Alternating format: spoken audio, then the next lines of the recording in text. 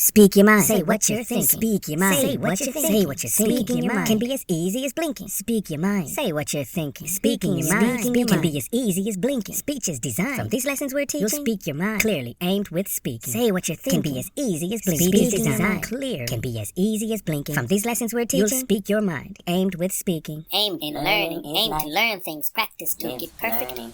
Life is learning.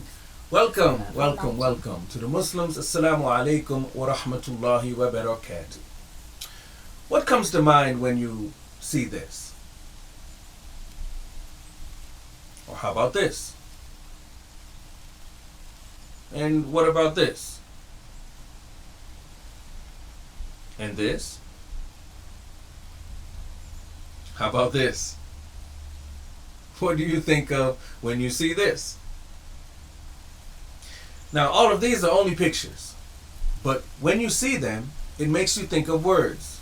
See, that's what signs do. Signs help to show you something without saying it. And when you see the sign, it makes you think of something, or it makes you think of something to do. Which signs make you think of something, and which signs make you think of something to do? When you see this, what do you think of when you see this? What do you do when you see this? What does it make you think of when you see this? What would you do if you see this? What would you do if you see this? What do you think of if you see this? What do you do when you see this?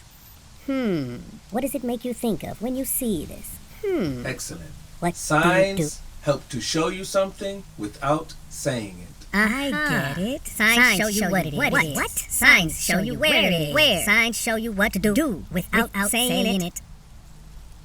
Now, what do you think of when you hear this? How about this? And this? What about this? How about this?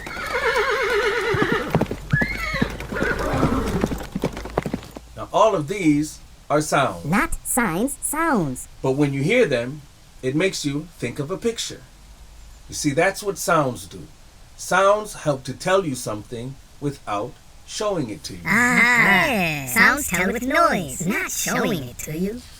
Now, you may be wondering, what does any of that have to do with us learning English or learning Arabic?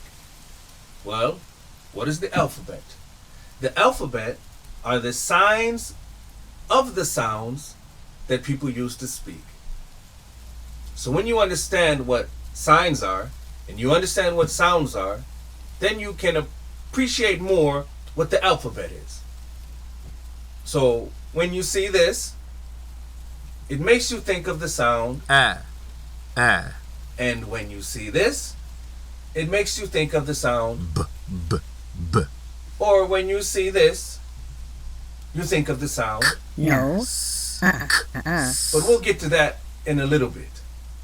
As for right now, I used English and Arabic. Now, these are two languages. What is a language? Language is the use of an alphabet to talk. So now we know what sounds are, we know what signs are, we know what alphabet is, and we know what the language is. Aim in learning. Aim to learn things. Practice to get perfect. But there's some things that make languages different. Pay attention. Listen. Something new. And some of these special things are the details that you need to make sure you pay attention to help you when you use that language. And one of them is called rhythm. Now, rhythm is a way of using patterns with actions or with sound. Rhythm is a way of using patterns with actions or with sound. And in our case, it's more important to pay attention to the sound.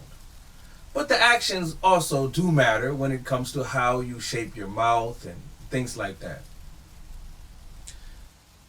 An accent is the way that you pronounce a language.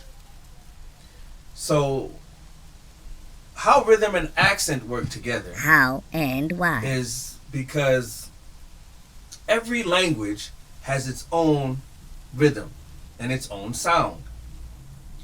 And when you use the sound and the rhythm of one language on a different language, that is what gives you an accent.